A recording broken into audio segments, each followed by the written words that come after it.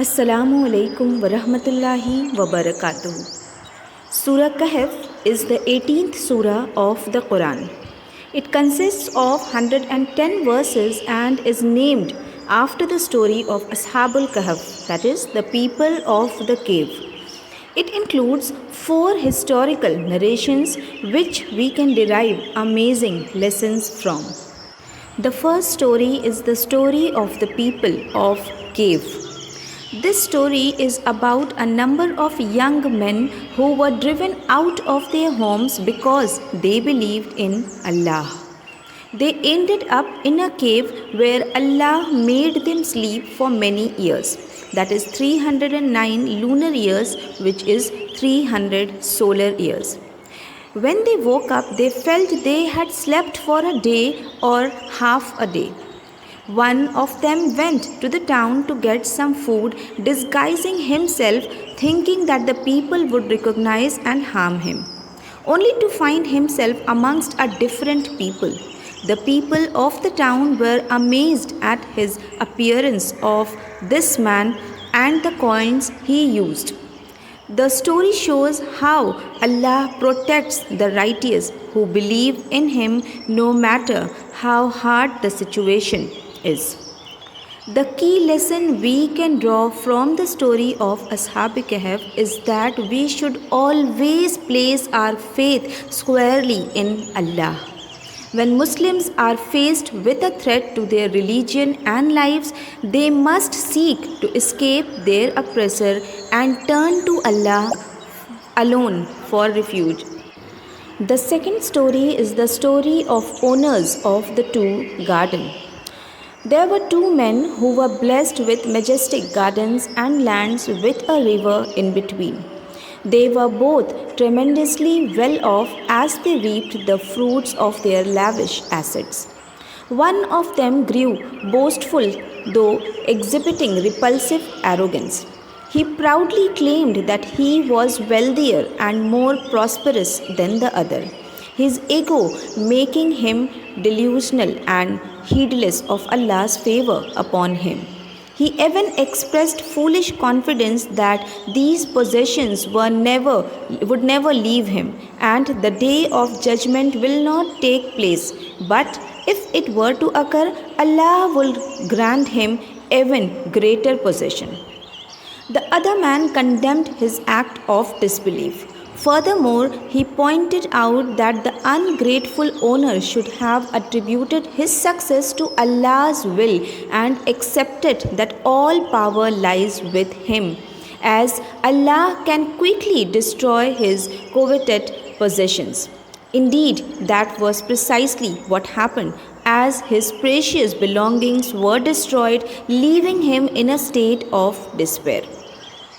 The story of the 2 garden owners consequently teaches us that one should always be grateful for Allah's blessings. We must not become egoistic about our worldly successes and bear in mind that everyone's triumph and failure ultimately depends on Allah's will. The third story of Musa alayhi salam and Khizr alayhi salam. Prophet Muhammad sallallahu alayhi wasallam said, once Musa alayhi salam stood up and addressed Bani Israel. He was asked, who is the most learned man amongst the people here? He said, I.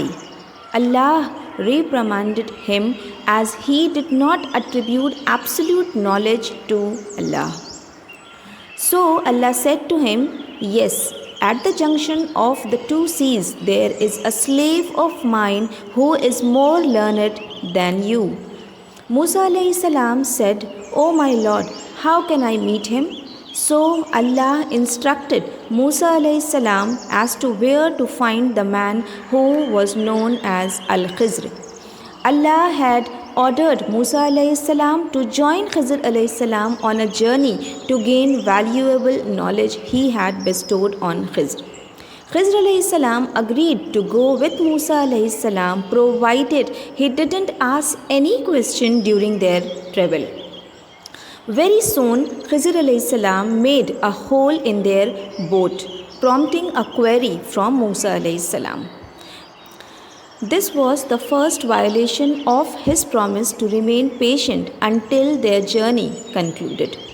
The next question came when Khizr alayhi salam killed a seemingly innocent boy they came across.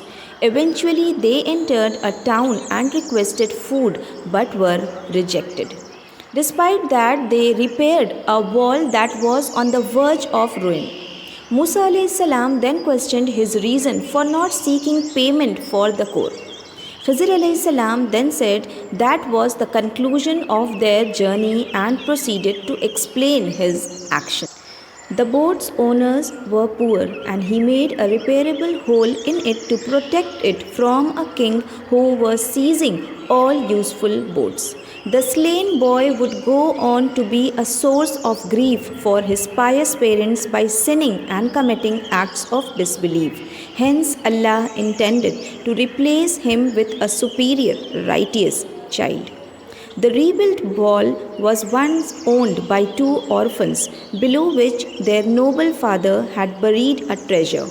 Allah wished to preserve the treasure's secrecy so that the orphans could safely claim it once they grew up. The lesson: Khizr alayhi salam was not performing these actions according to his wishes. He was following Allah's orders. The story contains one of the greatest lessons, that is, Allah's wisdom is infinite and Muslims should always be content with His degree. Things that may at first appear to be evil to us can often lead us to good.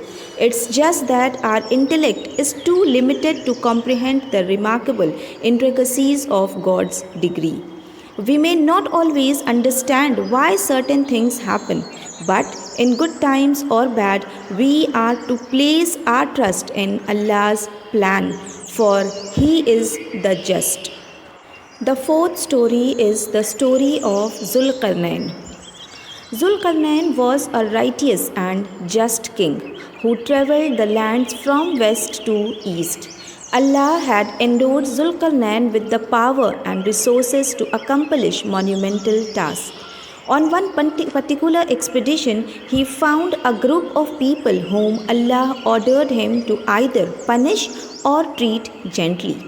He punished those who committed sins and was kind to those who didn't. On his next journey, he went past people who had not been granted any shelter by Allah. He continued until he encountered some weak people at a place between two mountains.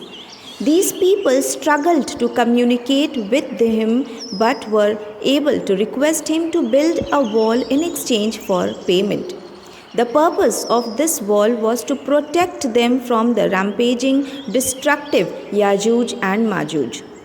Zulkahnan said that Allah's provision for him was superior to any amount they could offer him, but asked the people to lend him men to assist.